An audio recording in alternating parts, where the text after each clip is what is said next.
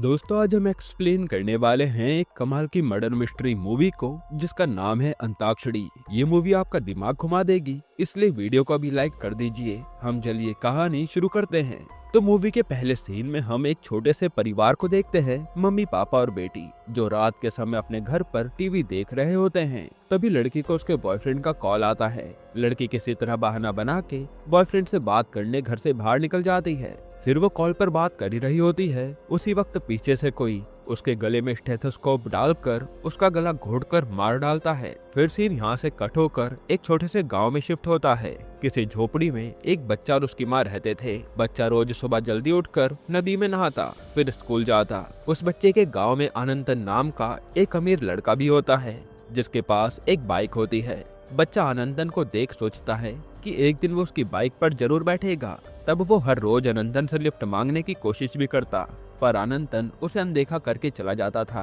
एक बार तो वो उसे बाइक छूने के कारण मार भी लगाता है। ये चीज दो बूढ़े आदमी नोटिस करते हैं और एक दिन बच्चे से कहते हैं कि तुम नीची जाति के हो, इसलिए अपनी औकात के हिसाब से सपने देखा करो, तुम्हें कोई बाइक पर नहीं बैठाने वाला। इन सब से बच्चे को अनंतन और गांव वालों पर गुस्सा आने लगता है। फिर एक दिन उस बच्चे की माँ खेत में काम कर रही होती है, तो गांव में एक आदमी राघवा की उस पर पहले से बुरी नजर थी। तब राघवा और उसका साथी उस बच्चे के घर जाते हैं उसकी माँ के बारे में पूछने के लिए। तो बच्चा राघवा के सामने डटकर खड़ा रहता है और उसकी आंखों में आंखें डालकर जवाब देता है। इससे तो राघवा चिढ़ जाता है। वो बच्चे की गर्दन पकड़कर कहता है कि तेरे बाप ने कभी मुझसे नजरें मिलाने की हिम्मत नहीं की और तेरी इतनी मजाल। ये कहने के बाद राघवा बच्चे की पैंट उतारकर उसके प्राइवेट पार्ट को सिगरेट से जला देता है। इससे बच्चे के अंदर तो और भी ज्यादा गुस्सा बढ़ने लगता है। फिर अगले दिन बच्चा उन दो बूढ़े आदमियों को पत्थर फेंक कर मारता है जिन्होंने उसे ताने मारे थे। इसके बाद अनंतन बाइक से कहीं जा रहा होता है, तो बच्चा उसकी बाइक के आगे आकर खड़ा हो जाता है ताकि अनंतन उसे अपनी बाइक पर बैठा ले। तब आखिरकार अनंतन उसे अपने पीछे बैठा ही देता है। हालांकि बच्चे के दिल में तो अनंतन के लिए गुस्सा भरा था, सो वो एक पत्थर से उसके सर पर वार कर देता है। तब अनंतन बाइक को सीधा पुलिस स्टेशन ले जाता है और पुलिस से कहता है कि ये लड़का पागल है, मैंने इसे बाइक पर बैठाया, फिर भी इसने पत्थर से मुझे मार दिया, इसे लॉकअप में बंद कर दीजिए। लेकिन पुलिस वाला बैठकर उस बच्चे को समझाता है, कहता है तुम्हें बाइक पर बैठना इतना पसंद ही है तो तुम इतनी मेहनत करो कि बड़े होकर खुद ही बाइक ले सको, या तो तुम पढ़ लिख कर मेरी तरह पुलिस वाले बन जाओ, जिससे कि तुम हमेशा बाइक पर घूम पाओगे। फिर सीन शिफ्ट होता है दास नाम के एक पुलिस ऑफिसर पर। दास के घर के पास उन्नी नाम का बंदा रहता है, जिसके पास कोई पुराने मॉडल की बाइक थी। दास उन्नी को पैसे देकर उससे वो बाइक खरीद लेता है। हमें ये भी पता चलता है कि ऑफिसर दास अपने काम को लेकर काफी ज्यादा ईमानदार है। क्रिमिनल बड़ा हो या छोटा, दास किसी में भेदभाव नहीं करता।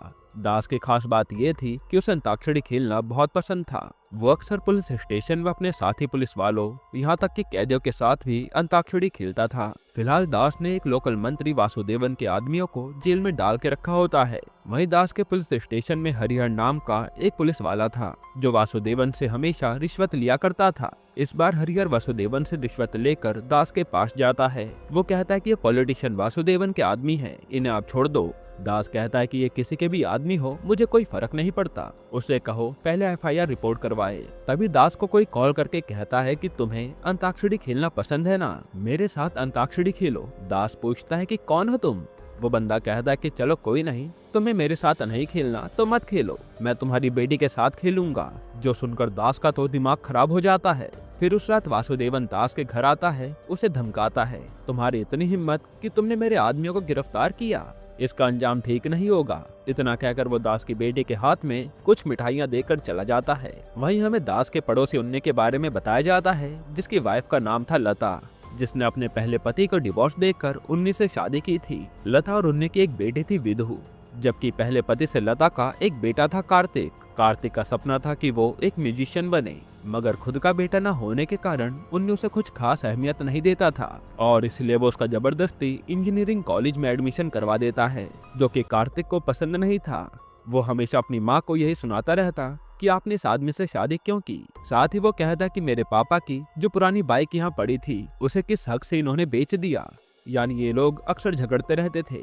खैर फिर हम देखते हैं कि डीएसपी के दूर का रिश्तेदार श्रीनिवास पुलिस स्टेशन में ज्वाइन होता है तो डीएसपी श्रीनिवास को दास के पास ले जाने लगता है। अब हम दास की बीवी चित्रा को देखते हैं, जो किसी हॉस्पिटल में नर्स थी। डॉक्टर बहाने से चित्रा को इधर उधर टच करता, जो कि चित्रा को बिल्कुल भी पसंद नहीं था। खैर, अब एक दिन जब दास की बेटी स्कूल से घर लौट रही होती है, तब रास्ते में एक अनजान शख्स उसे अपने साथ अंताक्षरी खेलने को कहता है।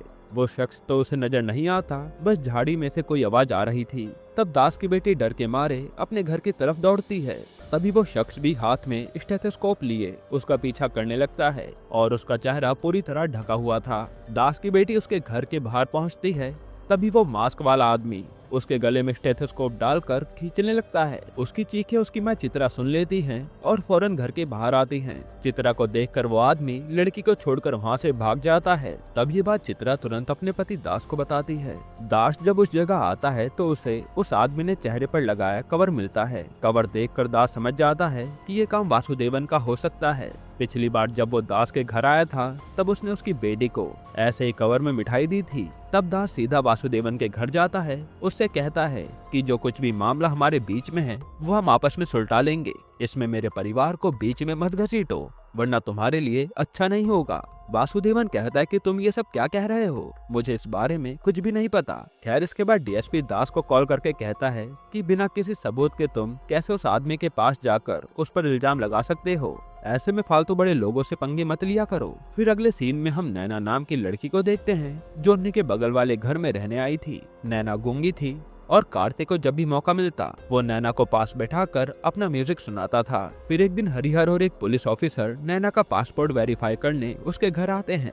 अब नैना तो कुछ भी बोल नहीं पाती थी, तो उसका बाप हरिहर को घूस खिलाकर नैना का पासपोर्ट वेरीफाई करवा लेता है। इधर दास उस नंबर को ट्रेस करवा रहा था जिसे कुछ दिनों पहले उसे कॉल आया था अंताक्षरी खेलने के लिए। नंबर ट्रेस होने पर उसका लोकेशन किसी पोल्ट्री फार्म दिखा रहा था। दास फौरन श्रीनिवास के साथ उस पोल्ट्री फार्म पहुंचता है और वो फोन भी वहां मौजूद होता है। पर पोल्ट्री फार्म के लोग कहते हैं कि ये फोन किसका है हम नहीं जानते, शायद यहाँ पर कोई रख कर चला गया होगा। इसके बाद दास श्रीनिवास को बताता है कि उस क्रिमिनल ने 10 mm के स्टेथोस्कोप से मेरी बेटी का गला घोटने की कोशिश की थी। तुम पुराने रिकॉर्ड से पता करो कि पहले कभी ऐसी वारदात हुई है या नहीं जिसमें क्रिमिनल ने स्टेथोस्कोप से किसी की जान ली हो। इधर चित्रा का डॉक्टर क्लिनिक में नहीं होता, तो वो जाकर उसका ड्रॉर ओपन करती है, ये चेक करने के लिए कि उसका स्टेथोस्कोप वहाँ है या नहीं। लेकिन उसका स्टेथोस्कोप वहीं होता है।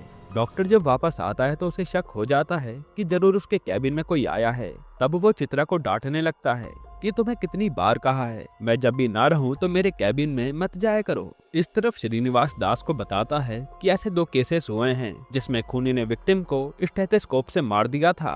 पहला मर्डर साल 1991 में अनी नाम की लड़की का हुआ था, दूसरा 2010 में कविता नाम की लड़की का। इन दोनों के रिकॉर्ड्स में लिखा है कि इनकी मौत किसी सॉफ्ट मटेरियल से गला घोट के हुई है। सर, ये सॉफ्ट मटेरियल स्टेथोस्कोप हो सकता है, और अगर हम और पुराने रिकॉर्ड्स देखें तो ऐसे और भी केस मिल जाएंगे। इसके बाद श्रीनिवास दास को उन विक्टिम्स की फैमिली मेंबर्स के नंबर निकाल कर देता है।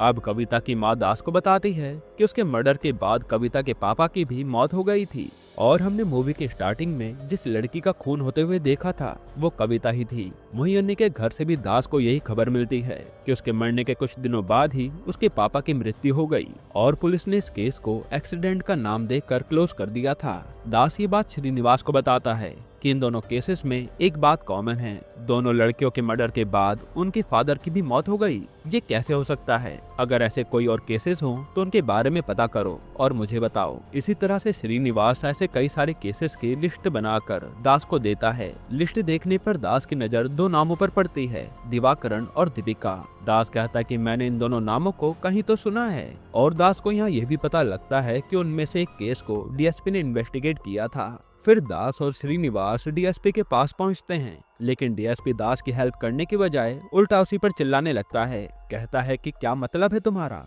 क्या मुझे अपना काम नहीं आता? तुम्हें क्या लगता है मैंने बिना जांच किए केस को क्लोज कर दिया होगा? ऐसे डांट लगाकर डीएसपी दास से केस क्लोज करने को कहता है, लेकिन दास फिर भी अपनी जांच जारी रखता है, क्योंकि यहाँ सवाल उसकी बेटी की सुरक्षा का था। इस तरफ उन्नी की बेटी विधु घर के आसपास अपनी बिल्ली को खोज रही होती है। इसी बीच वो किसी पुराने घर तक पहुंच जाती है और अंदर झांक के बहुत डर जाती है। वो भागते हुए अपने घर जा रही होती है।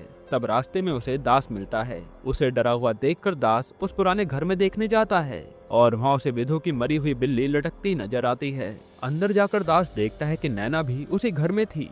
वो दास को देखकर भाग जाती है तो दास उसका पीछा करता है और काफी देर तक दौड़ने के बाद वो नैना को पकड़ लेता है। तब नैना बिना वजह जोर जोर से चिल्लाने लगती है। ये सब पास खड़े दो कॉलेज स्टूडेंट्स अपने फोन में रिकॉर्ड करके इंटरनेट पर डाल देते हैं और वो वीडियो जल्द ही वायरल हो जाती है, जिससे लोग दास पर सवाल उठाने लगते हैं कि क्या बिना लेडी कांस्टेबल के किसी को गिरफ्तार करना सही है या नहीं। यहाँ तक कि दास को बदतमीज वगैरह भी कह दिया जाता है। तब डीएसपी दास को कॉल करके खूब सुनाता है। वहीं पुलिस डिपार्टमेंट उस पर इंक्वायरी बैठा देती है और उसे टेम्पररी ड्यूटी से सस्पेंड कर दिया जाता है। अब वासुदेवन तो ऐसे ही मौके की तलाश में था। वो हरिहर को रिश्वत देकर नैना से झूठा बयान देने को कहता है। फिर क्या, हरिहर नैना के पास पहुंच जाता है। उसके सामने एक झूठा स्टेटमेंट पढ़कर उस पर नैना को साइन करने के लिए कहता है और रिपोर्ट में लिखा था कि दास ने नैना के साथ जोर जबरदस्ती की और उसे मारा पीटा भी। तब सब कुछ सुनने के बाद नैना कागज पर साइन करने से मना कर देती है। तभी हरिहर को पता लगता है कि नैना तो बोल सकती है, वो गूंगी नहीं है, बस उसका नेचर थोड़ा शांत किस्म का था। ये देख हरिहर उस पर साइन करने का दबाव डालता है। इसके बाद बाहर खड़ी लेडी कांस्टेबल आकर नैना के बगल में बैठ जाती है। फिर नैना अपना बयान देती है कि इसमें ऑफिसर दास की कोई गलती नहीं है। मैं मरी हुई बिल्ली को देखकर बस डर गई थी, इसलिए वहाँ से भागी। इधर दास अपने फोन में कुछ पुराने रिकॉर्ड्स चेक कर रहा होता है, जिसमें उसे एक चौंकाने वाली बात पता चलती है। तो वो तुरंत श्रीनिवास को अपने घर बुलाता है। वो कहता है कि मुझ में और सारे मरे हुए विक्टिम्स में एक चीज कॉमन है, मेरी बुलेट बाइक। पिछले 35 साल में ऐसे करीब 12 मर्डर्स हुए हैं और जिन भी लोगों का खून हुआ है उन्होंने कभी न कभी मेरी बाइक को चलाया था या उससे जुड़े थे। जो भी इस बाइक को चलाता है पहले उसकी बेटे का खून हो जाता है, फिर वो बंदा भी मारा जाता है और फिर बाइक को गराज में रख दिया जाता है, जिसके बाद कोई दूसरा उसे खरीदता है और उसके साथ भी ये सिलसिला होने लगता है। फिलहाल ये बाइक मेरे पास है, इससे पहले ये कार्तिक के पिता दिवाकरण के पास थी। जब लता और दिवाकरण का डिवोर्स हुआ तो दिवाकरण ने प्रॉपर्टी के साथ ये बाइक भी अपने बेटे कार्तिक को दे दी थी। हालांकि जब ये बाइक दिवाकरण के पास थी उसी दौरान उसकी मौत हो गई थी। हमें सबसे पहले तो इस बाइक के ऑनर का पता करना होगा। इस तरह से दास को बाइक के सबसे पहले ऑनर अनंतन का पता चलता है। इसके बाद मूवी फ्लैशबैक में जाती है। जब अनंतन उस बच्चे को पुलिस स्टेशन ले गया था तब पुलिस ने उसे जेल में डालने के बजाय उसे काउंसलिंग करके छोड़ दिया। अनंतन को इस बात से बहुत गुस्सा आया कि इसने मेरा सर फोड़ा और पुलिस ने कुछ नहीं कहा, तो वो अब उस बच्चे को सबक सिखाना चाहता था। फिर हम राघवा को अनंतन से कहते हुए देखते हैं कि इसकी तुम चिंता मत करो, मैं मजा चखा दूंगा इसे। इसके बाद वो अनंतन को उस बच्चे के घर ले जाता है और अनंतन बच्चे को पेट से बांधकर उससे बुरी तरह पीटने लगता है। वहीं राघवा एक स्टेथोस्कोप को बच्चे की मां के गले में डालकर उसका बलात्कार कर देता है। इसी दौरान स्टेथोस्कोप से दम घुटने के कारण बच्चे की मां की मौत हो जाती है। इसके बाद अनंतन और राघवा दोनों माँ बेटे को उसी हालत में छोड़कर वहां से चले जाते हैं। तब कुछ देर बाद बच्चा अपने हाथ पैर खोलकर घर में आता है और अपनी मरी हुई मां की लाश को देखकर फुट फुट कर रोने लगता है। यहीं से वो ठान लेता है कि वो अनंतन और राघवा को मार कर रहेगा। फिर बच्चा एक हाथ में वो स्टेथोस्कोप और एक हाथ में चाकू लिए अनंतन के घर पहुंचता है, पर तब तक अनंतन और राघवा रोड एक्सीडेंट में मारे जाते हैं। बच्चा ये देख चीख चीख कर रोने लगता है क्योंकि उसे उन्हें अपने हाथों से मारना था। अब प्रेजेंट में दास उस बच्चे की कहानी जान लेता है। दास को पता चलता है कि उस बच्चे का नाम किशोर था। उस हादसे के बाद किशोर को मेंटल हॉस्पिटल में भर्ती कर दिया गया, जहाँ से वो एक दिन भाग निकला।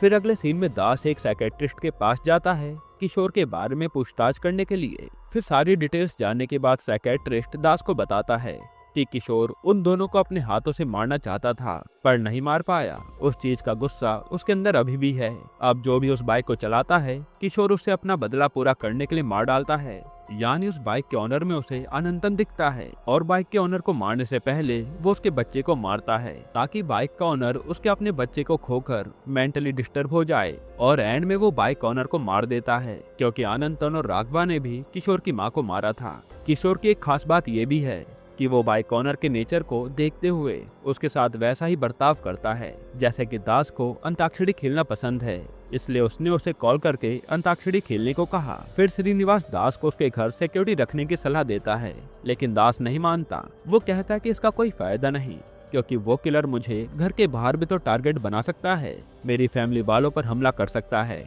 इससे अच्छा मैं खुद ही उसका वेट करूंगा। ऐसे दास हर रोज किशोर के आने का इंतजार करने लगता है। फिर एक रात दास अपने परिवार के साथ सो रहा होता है, तब बाहर से उसकी बाइक स्टार्ट होने की आवाज सुनाई देती है। वो फौरन बाहर जाकर देखता है, पर बाहर कोई नहीं होता, लेकिन उसकी बाइक की हेडलाइट जल रही होती है। दास जान जाता है कि ये काम किशोर का है और वो यहीं कहीं है। तब किशोर बिना सामने आए दास के साथ अंताक्षरी खेलने लगता है। दास भी उसे ढूंढते हुए अंताक्षरी खेलता है। इसी बीच किशोर दास के घर का दरवाजा तोड़ने लगता है और जब दास किशोर के पास जाता है तब वो दास पर हमला कर देता है। अब घायल होने के बावजूद दास अपने परिवार का सोचकर जैसे तैसे अपने पैरों पर खड़ा होता है और किशोर ने उस समय चेहरे पर कवर पहना था, तो दोनों के बीच जमकर हाथापाई होती है। फिर कुछ ही देर में दास किशोर के फेस से कवर हटा देता है और कवर हटते ही किशोर वापस अंधेरे में छिप जाता है। दास उसे ढूंढने लगता है, उसे बाहर आने को कहता है, मगर बहुत समय बीतने के बाद भी किशोर अंधेरे से बाहर नहीं आता। इसके बाद दास उसे गुस्से में कहता है कि अगर तुम अभी बाहर नहीं आए तो मैं तुम्हारी पसंदीदा बाइक को जला दूंगा। ऐसा कहकर दास अपनी बाइक को आग लगा देता है। तभी किशोर बाइक को जलता हुआ देखकर अंधेरे से बाहर आता है। वो जोर जोर से चीखता चिल्लाता है और बाइक पर लगी आग को बुझाने की कोशिश करता है। फिर वो दास पर दोबारा हमला करने की कोशिश करता है, पर दास उसे मारकर बेहोश कर देता है और उसे गिरफ्तार कर लेता है। इसके बाद दास पर लगी सारी इंक्वायरी खत्म हो जाती है, जिसमें वो बेगुनाह साबित हुआ था और वो अपनी ड्यूटी वापस ज्वाइन करता है। ड्यूटी पे आने के बाद वो किशोर से जेल में जाकर मिलता है। उसे कहता है कि तुम जेल से बाहर आने के बाद मेरे परिवार को नुकसान मत पहुंचाना। इतना कहकर दास वहां से जाने लगता है। तब किशोर उससे पूछता है कि अंताक्षरी के आगे का शब्द क्या था जो रह गया था। यहीं पर यह मूवी खत्म होती है। दोस्तों, ये मूवी हमें एक बहुत ही स्ट्रॉन्ग मैसेज देती है। वो यह है कि कोई भी क्रिमिनल या साइको किलर यूं ही नहीं बन जाता। उसे ऐसा बनाने के पीछे कहीं ना कहीं पूरी सोसाइटी का हाथ होता है। वैसे आपको ये मूवी कैसी लगी हमें कमेंट में जरूर बताइएगा, और इसके अलावा आप कौन सी मूवी का एक्सप्लेनेशन चाहते हैं वो भी कमेंट कीजिएगा। बाकी अगर आपको हाल ही में आई एक कमाल की मूवी देखनी है तो आप ये वीडियो देख लीजिए।